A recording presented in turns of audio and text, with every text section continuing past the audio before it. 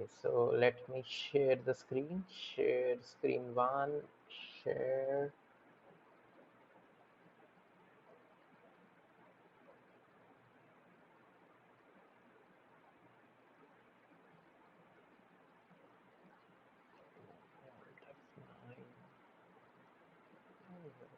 Chat window.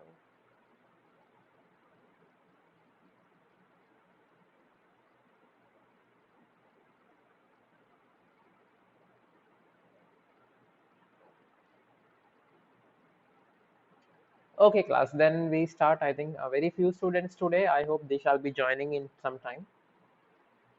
Right. So just click on the file in VS Code. Click on Open Folder. And today's date is 9th August. So we open our lecture 4 and just do select folder. Right. So we were on the end of the previous lecture, but there were 3 codes which were remaining. So right now we will see that one by one. Those are easy codes only.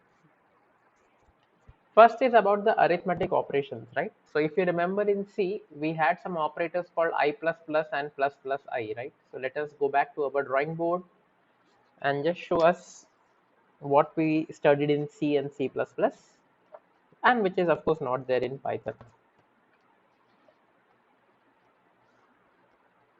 So in C, for example, if I was equal to 5 and if I do an I plus plus, the value of I is incremented by 1 and it gives us 6. Or similarly, if I was equal to 7, then I minus minus would result in the value of I being 6, right? So similarly, you have I plus plus or plus plus I, both doing the same things, and I minus minus and I plus plus, I minus minus I. So just to avoid the confusion, in Python, we do not have these kind of increment operators, right? So Python does not allow these kind of increment operators, right? Not supported in Python.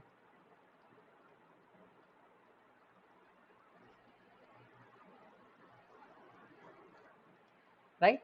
So the interpreter will not throw an error, but it will not do any changes also. Right? So remember one thing: no error, but there will not be any effect. So what does Python do is like, for example, if you have x is equal to 5 and you want to increment the value of x, so various ways. You can write x is equal to x plus 1, or there is a shorthand which is known as x plus is equal to 1. Actually, this was there in C also, if you remember. This kind of operator was there in C also. So when you write x plus equal to 1, it is basically expanded as, just repeat this string. So it will be expanded as x plus, I am telling you, repeat this string x plus and whatever is the number. Similarly, let's say I write x minus is equal to 5. So what do? You take the left hand side and repeat on the right hand side. So it will be expanded as x is equal to, what was the left hand side? Repeat on the right hand side. So this is the repeated string and keep the 5 as it is, right? So this is how the operator works in Python. So let us see an example to get it more clear. So I have 3 values here: a is 21, b is 10 and c is 0. So I'm saying here C is equal to A plus B. This is a normal mathematical operation. 21 plus 10 is 31. Then I print the value of C. Now you can see I'm doing C is equal to, basically C plus equal to A, right? So we know that A plus B is 31 because 21 plus 10 is 31. And then the value of A is 21. So now let us do one thing. We have C plus is equal to A, and initially we wrote A plus B, which is equal to 31, right? So this means C is equal to C plus A. What was C? C was 31 and A, I suppose, was 21. A was 21, right?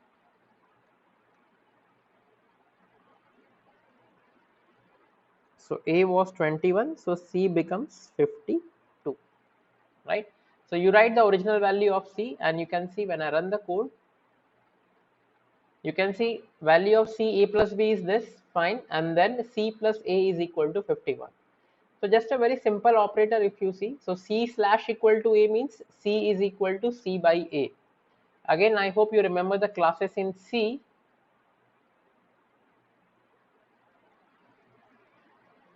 where you understand that So when you write something is equal to C plus A, you remember that first the right hand side is calculated. RHS is calculated first, and then copy it to the left hand side. You cannot say when I write C is equal to C plus A that C and C gets cancelled and 0 equal to A. That is not done in programming. In programming, when you are writing C is equal to C multiplied by A, first the right hand side is calculated and then stored whatever the result is. Let's say 15 is stored in the value C. Right? So now this is the same program. So there is a special operator in C for exponential, right? So for example, let me just run the code. Fine. So when you write C is equal to C double star A, fine, C double star A, this basically implies the following. C double star equal to A means C star star A. This is nothing but C cap A. So for example, it's my for example, if I have C is equal to 5 and A is equal to 2, so C equal to 5 star star 2, which is nothing but 5 square is equal to 25. Star star means this operator will be raised to the power. That is the only thing that you need to remember. Star star means the power to the raised, right? So Python could have used this cap operator, but for some strange reason they used these particular things, and that is fine, not an issue, right? So there goes, and double slash basically is the module. Double slash, for example, let me just show an example. What does double slash mean? So C is equal to C double slash A. So for example, if I write C as 10 and A as 3, so C double slash A means 10 double slash 3. Now if you divide 10 by 3, you actually will get 3.33333. When you do a double slash, you only take the decimal, you only take the integer part, you ignore the decimal part. So 10 double slash 3 will basically give you 3, right? So this is useful in cases when you want that, okay, I just need the integer part of that particular part of the particular quotient, right? So the quotient will be obtained in the integer format. After this, there are some string conversions. So for example, you must have studied in your first year binary, hex and octal numbers, right? So Python itself has some inbuilt functions for converting them to hex, octal, hexadecimal, decimal and the ASCII ones. So let us see this particular example. In this case, we have C is equal to C. I am defining S as a string, right? So you may feel S7 is a number, but 7 will be a number only when I don't enclose it within quotes. Now since that I'm enclosing 7 within the quotes, it means that 7 is a string value, right?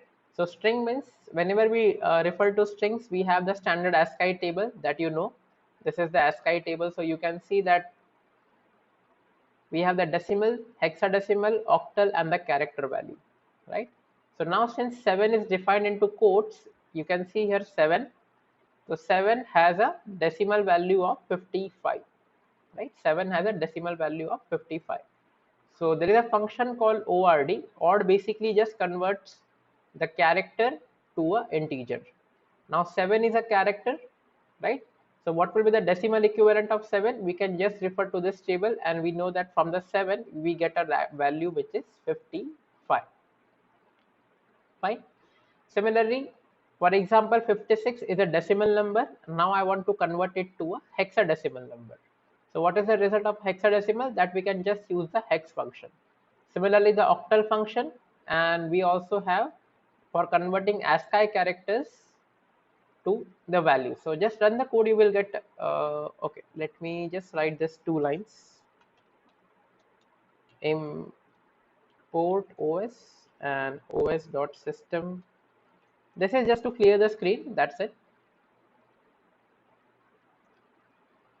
So now you can see after converting the character to integer, right? So as you saw in the table, the answer is 55. Why? Because character 7 is here, right? You can see this is character, right? Character 7 is equivalent to 55 in decimal.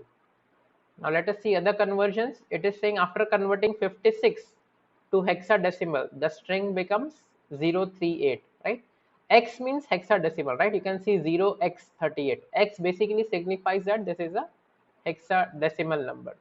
Again, converting 56 decimal to octal, you can see 0. There is a small o that specifies that it's an octal number. Remember that the small x and the small o are just a representation, right? They are not the number itself. It is just a representation. Similarly, you can see there are other conversion operators which are basically supported by Python. One interesting thing is a complex number, right? So in our plus 2, we have studied what are complex number. So you represent complex number in the form of a plus ib, where I is the imaginary part, right? So you can see that I am passing two numbers to a complex function, minus 45 and 9. And in the output, you can see I am getting minus 45 plus 9j. Python automatically recognizes a second number as the imaginary part. Right? Similarly, we have an absolute function. In absolute function, what we do, we just write the absolute value. So what is the absolute value? For negative number, it is a positive one, and for positive, it is a positive only. Right? So I hope there is no doubt here. These are just very basics. And one more thing is dealing with bitwise operators. So bitwise operators, we will just see in this particular class what happens here. So see, in computer science, everything happens in zeros and ones, right? Everything happens in zeros and ones. Now we need something to convert a number into a binary number. See, A is 60 is a decimal number. B 13 is again a decimal number. Now in order to convert them into a binary number, there is a function called bin, which is predefined in Python library, that will actually help you convert these number into a binary number. Let me just copy two lines again.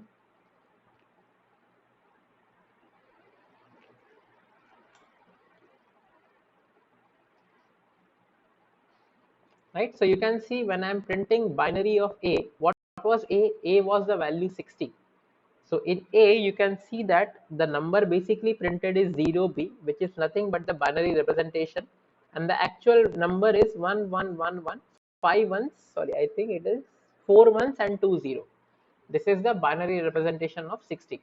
Similarly, for binary representation of 13, we are coming 0B, that shows that it's a binary representation, and then 1101. Now you must have studied the AND and NOR gates. So what happens here in this particular case is, let me just show you. Let us go to the drawing board.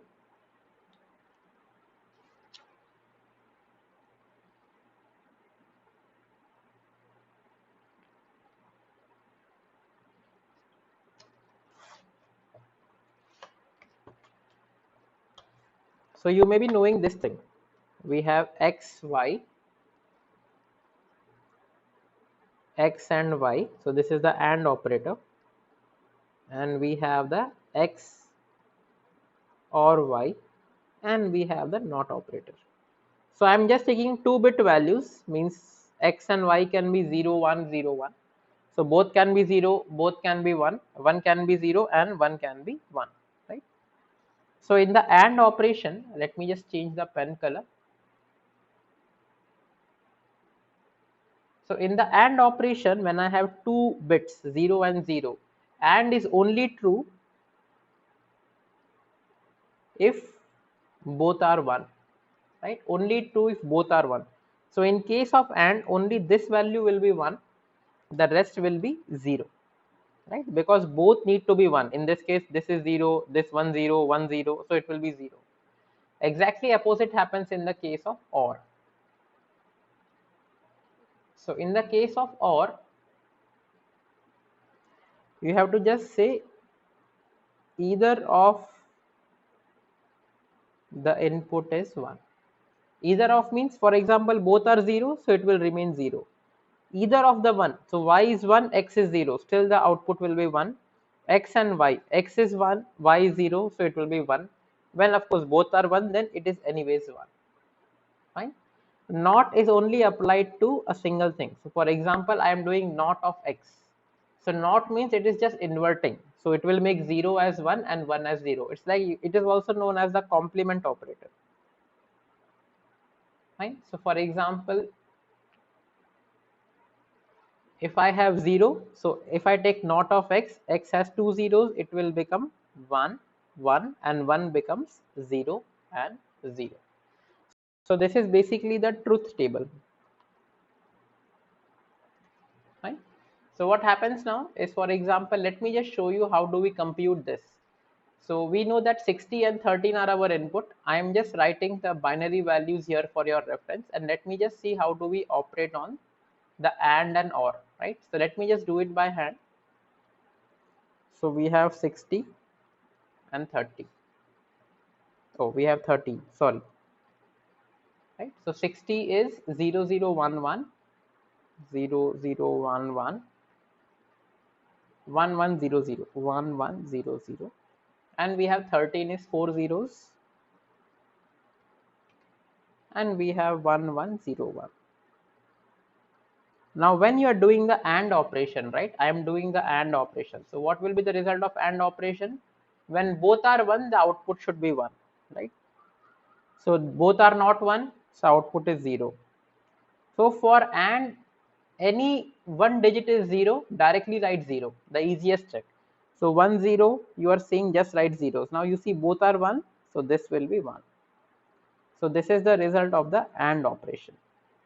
If you want to do an OR operation, so in the case of OR operation, what will happen? Wherever you see at least one, a single one, write output as 1. So let me just again write the 60 and 13 as an example here.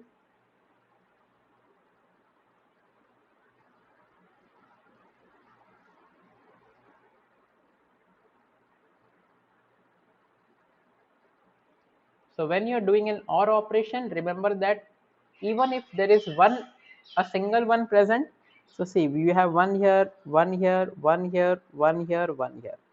Both are 0, means the output is 0. Right? So this is how the and OR operation works. So for example, if you see when I do C and A and B, you can see the result of and is 1100 in the binary representation, which is same as what we got, 1100. So for OR operation, you can see the output is 61. It is binary. You have 101 and 111. So you can see 101 and 111. So very easy operations with and OR operation, but very useful at times. Also, there is an operator which is known as left shift and right shift. So you can see this arrow is showing the left direction. So this is known as the left shift operator, and this arrow is showing the right direction, which is known as the right shift operator. Now what happens in case of a left shift and a right shift operator? So for example, let us take the number 7. I am writing on the right hand side. So 7 in binary basically is 0, 1, 1 and 1, right? Now what happens when you do a right shift, right? So this means I am right shifting by 1 because the arrow is towards the right. So what happens here? See, I have 4 boxes here, right? 0, 1, 1, 1. 7 is like this. So when I do a right shift by 1, I will basically move the digits on the right. So let me just show you.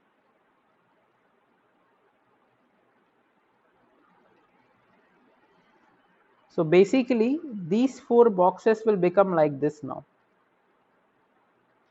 The last one, right, it will move out of the box. So it will be 0. So let me show you again, right? This was original.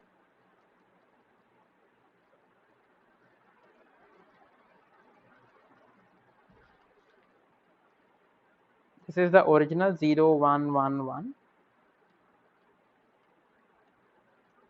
So what happens in right shift is like this. Let me change the pen color. So this 0, since we are doing a right shift of 1, will come here. This will come here. This will come here. This gets lost. Yeah, discarded. And in the start, we will insert a additional 0.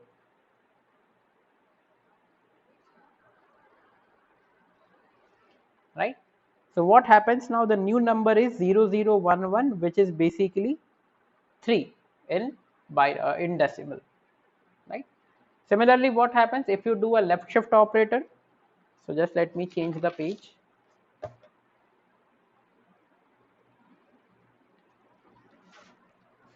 So let's say if you have 7 here, 0 1 1 1, and you do a left shift.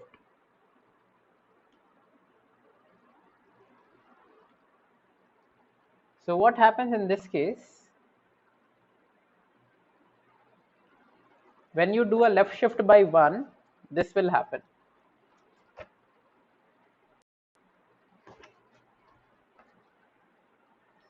So this one comes here, this one comes here, this one comes here, right? Sorry, let me draw it again.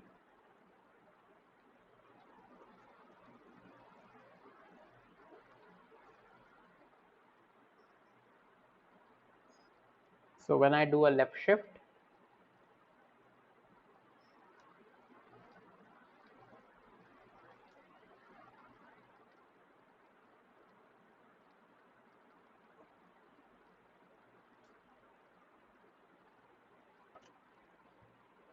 okay.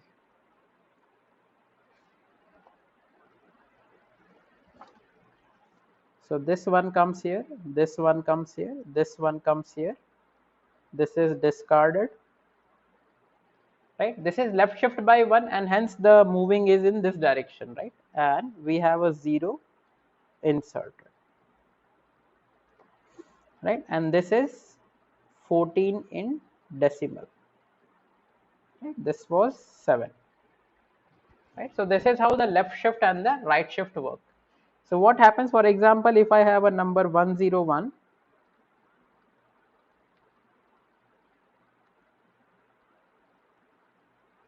okay, so if I right shift by 2, right? So let us take this example. If I'm doing right shift by 2, then what happens? In case of right shift by 2, I have to shift 2 places, right? So this one becomes here, right? This is lost, and again this is lost. This will become 0 0 1. So you just see the operator how much you are right shifting. So let's just see the code once again. So this is right shift by 1. I can do by any bits if I want, and this is left shift by 1. Okay. So class, let us take a break for 5 minutes, and we shall be back at 12:30. Doubts in this can be taken now.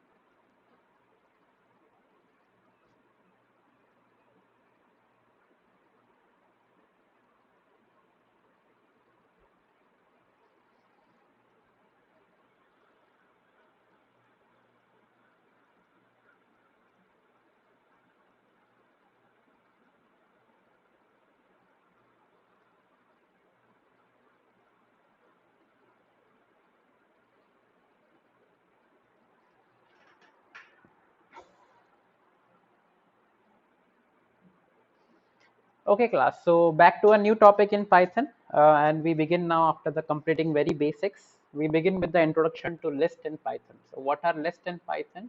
Let me just. So you have already seen the arrays in.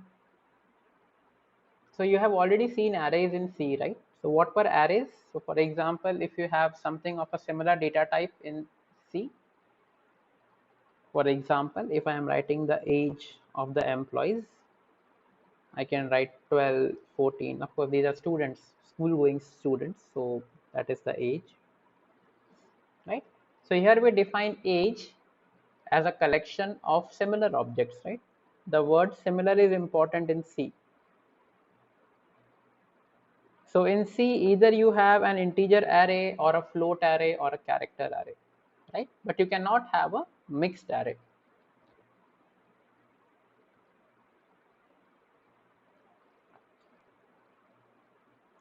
C does not allow mixed array, right?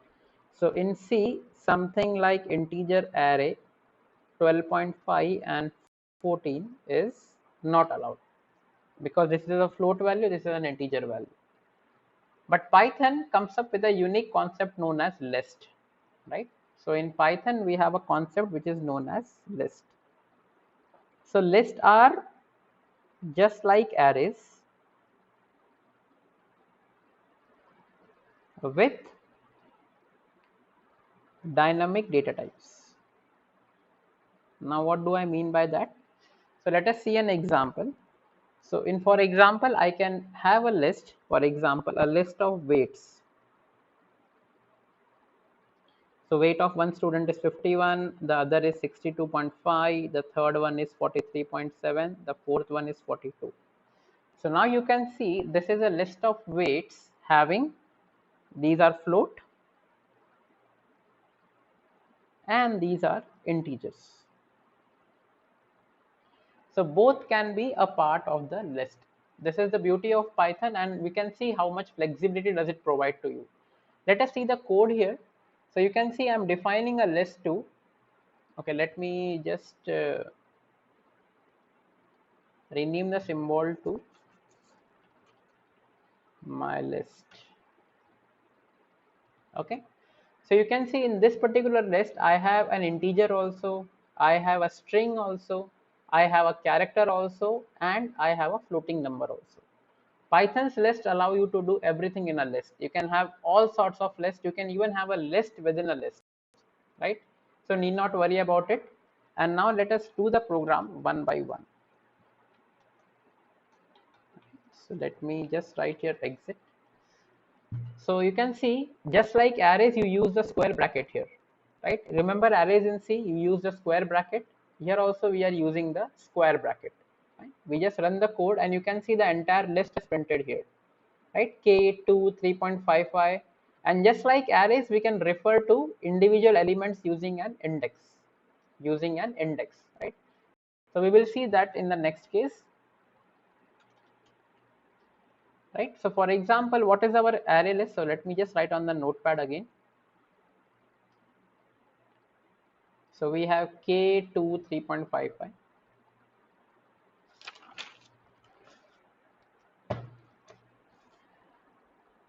So we have K2 3.55, CS384 581, CS384 5.1. So this is my list, right? So just like arrays, you know the array indexing begins at 0, right? So that happens in the case of list also. This is index 0, this is index 1, this is index 2, this is index 3, this is index 4, right? Index 0, 1, 2, 3, 4, right? This is how it functions.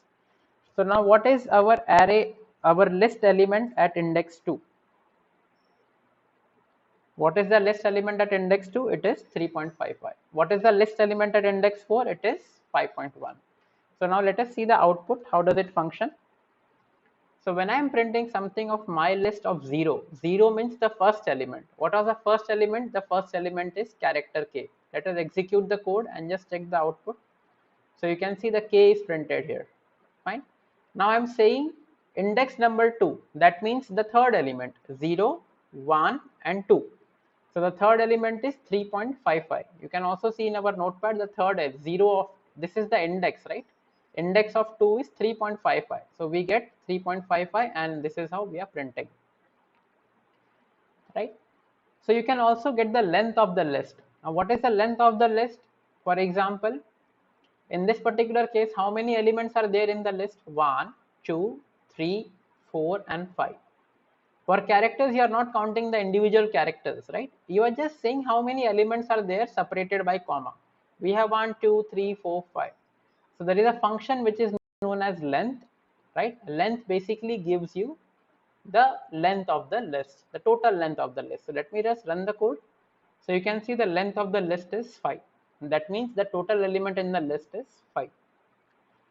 Now, how do you modify a list? For example, I am saying that my list, which is the name of this list, my list, the index at 2 now should be IITP, right? So what was my index at 2? My initial index at 2, let me change the pen color. My initial index at 2 was 3.55. Now I am cutting this and I am writing IITP, right? This is what happens. So what I'm saying, at index 2, whatever element is there, replace with IITP, right? Whatever element is there, replace with IITP. So now when I print the list again, see what becomes now, 3.55 is being replaced by IITP. Fine, it's quite easy. Just like array replacement you used to do. Now let us see some more example of lists, right? So now I have a list 1 having physics, chemistry, and 2 years, and I have a list 3 which is having A, B, C, D. Now I'm just printing both the lists, so this is very easy. All this will be printed, physics, chemistry. Let us just execute the code. So you can see physics, chemistry, the both years, A, B, C, D, everything is printed here. You can again have this in single quotes and double quotes, does not matter. Now see what I'm doing here, I'm having list 1 here and I'm doing a list 2. Right, I am displaying the list 1, the 0th index. So what is list 1? List 1 is here, right? And what is the 0th element of list 1? This is physics. So you can see list 1 of 0 basically gives me physics. Similarly, I am saying list 2 from 1 up to 5. Now we have already seen how the array indexing works in Python. So we begin with an index 1, go up to 5, but do not include 5. So how does this function? So let me just take an example here. We have a list 2 which is from 1 to 7. Let me change the pen color.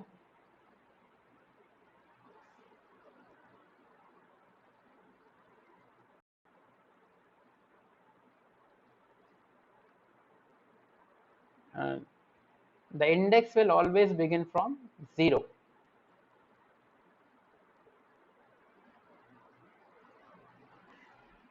So what it is saying, I am printing list 2 from 1 to 5. But what was our rule? Not including 5, right? 5 minus 1, 4 elements. So I start here, I go up to here, but I don't include this. So what I will include? 2, 3, 4 and 5, right? So when I say list from 1 to 5, that means I am doing 5 minus 1, which is 4 elements beginning index 1. So what will be the output? 2, 3, 4 and 5. So that you can see the output is 2, 3, 4 and 5. Fine. Let us see some more example. So value at index 2 we have already seen 0, 1, 2. Value at index 2 is 1997. And then we can just print the whole list again. Right, and we can just replace the value. Now I hope this is clear, right? We are replacing 97 with 2001. Now let us see some more inbuilt functions here, right? So you can see there is list 1 and list 2. Remember we had done the multiple declaration in Python, list 1 and list 2. So this is the list 1, the first square bracket that will go to list 1, and this is a second list for 456, 700 and 200 that will go to list 2, right? And now I'm printing the max of both the list 1 and list 2. Let us just run the code once. So now how can you say that Python was the max element? Because, okay, let us just do one thing, Java 109, right? So when you compare the max and strings, right, you do not count the number of characters, you count the ASCII value, right? So if you can see, if I just go alphabetically, the P will have a higher ASCII value. So in this, basically we do a character comparison. So in this case, the first 3 character itself were different, and the highest character among this was Python. So Python came out. And among numbers, it is easy, right? The max of 4, 5, 6, 700 and 200, the max number is 700, right? I think there is a min function also. So let us try to calculate the min of the function. So you can see there is a min function also. So let me just copy here, paste here, and do a min, right? So everything in Python gets operated upon the lists only. So lists are very widely used. See, you can see, okay, this I didn't do min. min and min.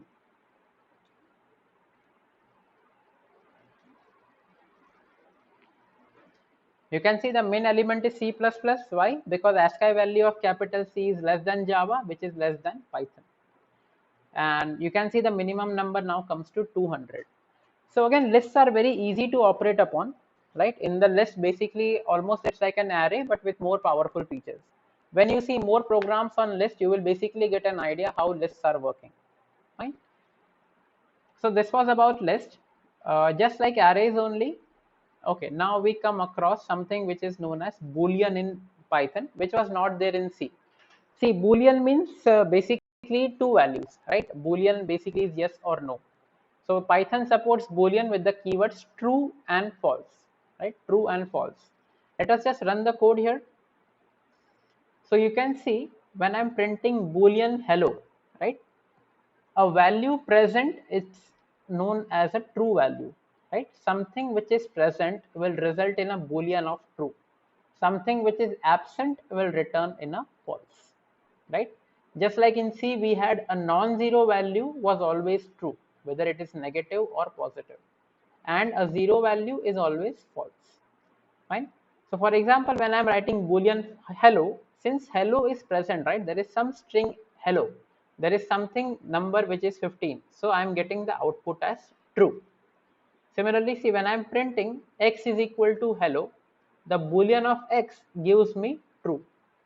Similarly, the Boolean of y, why? Because y is 15, gives me true. Right? Now you can see all other things are giving me false. Now we will check one by one. See, Boolean of false, right? False means not present in Python. False means a falsified value. So the Boolean of false is basically a false value. Now you may say that, okay, this was a string which was present. See, false is a keyword in Python which means zero, means null, not present. Similarly, none is a keyword in Python. Null basically, none and null both are equivalent, but in Python we use none. Again, the Boolean is this. Just like C, if you write a loop like if zero, that means if false. So zero, none and false, everything basically encounters as zero to the interpreter. So the Boolean is false. Now you can see here, this is an empty string, right? Empty string means none of the string is present, means the string does not exist, right? And similarly, this is an empty list. We have not seen the tuple and the dictionary that we will see, but these all basically represent an empty string or a none input. None input means I am not providing any input. So any valid input except false, none and zero is a true in Python. Everything else is a false in Python, right? So Boolean is rarely used. When you will see the if else loop, you will actually get the idea about how these are working actually, right? So okay, class, just let's take a break of 3-4 minutes. We will return at 12:48 and then we will see some of the control statements in Python. So 12:44 it's now. We will wait till 12:48. Let's take a break.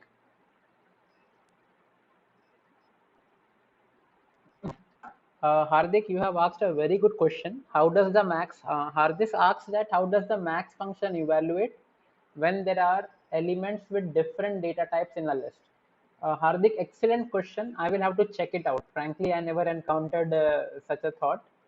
After the lecture, just WhatsApp me and I will try to answer your question. But an excellent question, nevertheless. Okay, again, some things which you have already done in C already. You have the if-else loop.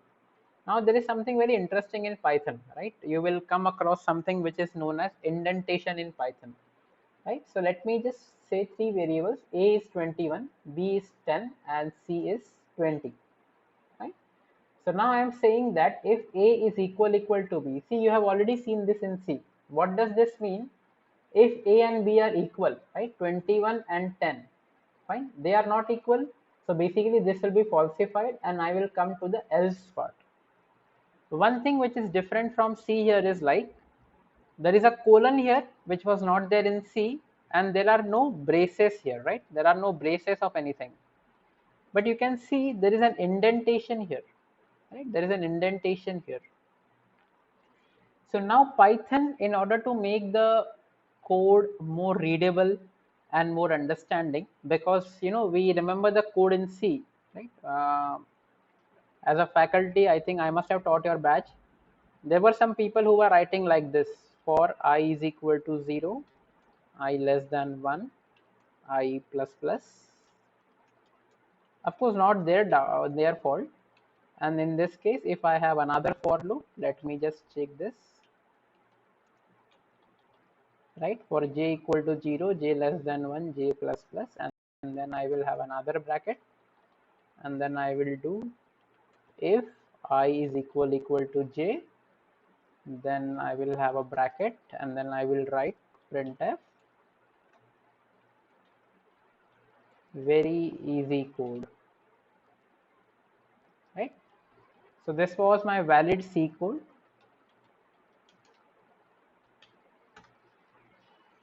Right, so very nicely written C code, which everybody can understand, right? So many braces and everything, and you do not know where each bracket is getting confused, so you click on this, right? So this was the issue that the Python developers came upon, right? That the code looks very ugly even though it's a proper working code, right? A better code would have been like this one, and this one, and this one, right? Now you can see how clean it looks. You know that, okay, if loop is only valid till here, the for loop, basically the inside for loop runs from here to here, and the outer for loop runs from here to here, right?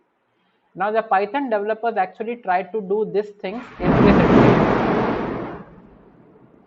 Okay, right? So a nice thunder at IIT Patna, right? So Python tries to do this implicitly with the help of indentation. Indentation means giving spaces, right? So these are known as indentation, which I am giving, right? The space before the codes. Right, now if you can see, when I'm writing an if loop, right, within the if loop I am executing these many statements, right? So Python identifies that whenever you are writing an if loop, okay, let me just go to the drawing board to explain this thing more succinctly. If I am just writing a shorthand here, any condition, right? So Python says that you have to give, you can execute any number of statement, right? But everything has to be specified by an indent. Now what do I mean by indent? Indent means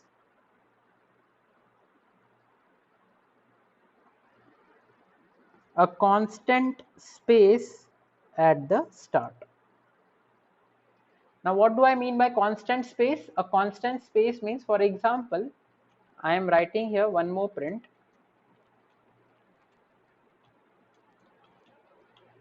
hello world,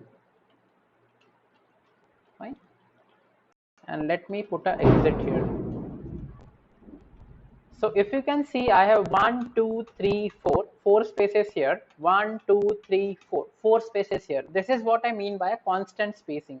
I cannot have something like a 6 spaces here, right? If I give so many spaces here, you can see there is an underline here, and the error is unexpected indentation. All the spaces have to be uniform. On a standard, we usually keep 4 spaces or a single tab, right? But 4 spaces, I think it is a better option, because it helps you execute a program across compilers and across operating system. Tab sometimes creates an issues, right? Sometimes it creates an issue. Most of the time it is okay, right? And now why only 4? That is not an issue, right? Everything is to be uniform. So the minimum indentation is 1 space, but then you have to maintain 1 space throughout your program. See, I am giving 1 space. See, actually in VS Code, I have already installed Prettier, right? I told you also. There is an extension which is called Prettier. So this code formatting is automatically taken care by them. But important thing is, when the if loop is executed successfully, right, whatever is there in this, right, whatever is there in this particular indentation, everything will be executed, right? So since in our case the if is not satisfied, so let me write this. hello my world, right? So what happens here? A is equal to B? No. 21 is not equal to 10. So this is false. When if gets false, the else part will execute. So these three lines will execute, right? So let me just run the code here. So you can see line 1, A is not equal to B, obviously, because 21 is not equal to 10. And then I'm printing hello world and hello my world. Fine. So now let me keep both the values as same. So in this case, this will be satisfied. A is equal to B. So you can see that line 1, A is equal to B and the else part is skipped. Now how do we determine whether the program has ended or not? What I can do, I can remove the indent and write end of program. So now you can see this print statement is not indented. This print statement is not indented. That means it is a part of the main program. So whether if loop satisfies or else loop satisfied, this is anyways printed. So let me just show you. So you can see line 1, A is equal to B. Why? 21 is equal to 21. This line is printed. And now let me keep this another number. So you can see 21 is not equal to 214. 3 printfs are there. And then finally end of program is printed. So Python determines that since these three were indented, right? You can see spaces, spaces, and spaces. This were a part of else block. Now if I give a tab here, now this becomes a part of else block. If I give a tab here, this becomes a part of else block, right? So now let us see there. You can see end of program is coming because it is a part of else block. Now let me just make both the values equal. So you will see this statement will not be printed. Let me run the code again. You can see end of program is not printed, right? So this is how if else works and this is how indentation works. So you have to be a bit careful with the indentation. Now you can see here A is not equal to B. Exclamation equals just like C. This is not equal to B. So let us run the code. I just showed you the different operators here, right? You have already seen this in C. So A is less than B, A is greater than B. So this is how if else works. A is less than equal to B, B is greater than equal to A. Right? I think you have already done this in C and so should not be an issue. The only new thing here that you need to take care is this indentation, right? Either make it 4 spaces or keep it tab. From the point of view of typing, tab is easier because you can just directly tab and reach this point. Pressing 4 spaces is a bit of pain. Fine. So all things remain the same in Python. Just keep in mind that you need to use a colon. In the end of else also I am using a colon. At the end of if I am using a colon. In Python there is no braces, right? So no braces. So braces are not allowed.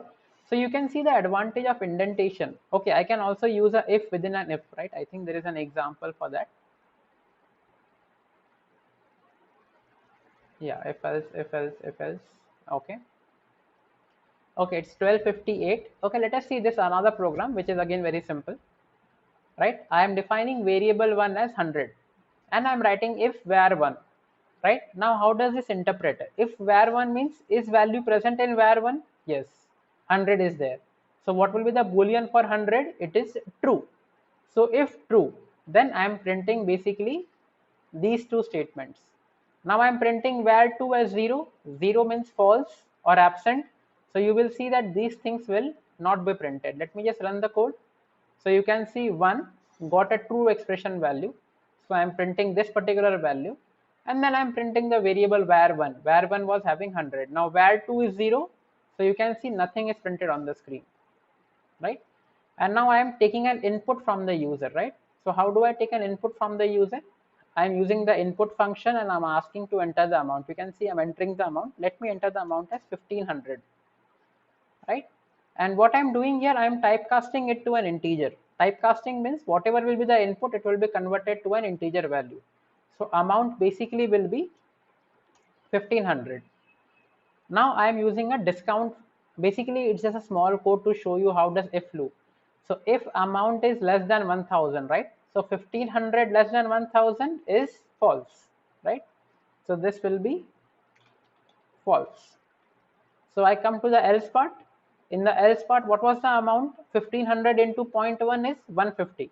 So that is the discount amount. So what is my net payable amount, which was 1500 minus 150? So the discount in net payable is 1350. And then I am basically having another statement here, print goodbye. That is just to the end of the code, right? So today we have seen the if else part. So tomorrow we will see the if else and nested if else and for loops, right? And then on the Thursday's tutorial, you will have a program to do, because once lists and loops are done, then you have something to do in the program. Fine. Hardik, I will surely come to your doubt. I will just do a testing first and then I will clear your doubt, right? And thanks for the doubt. So class, we are done for the today's class. I will upload the lecture. If you have any doubts, you can ask. Others who don't have doubt can leave the class. Thank you.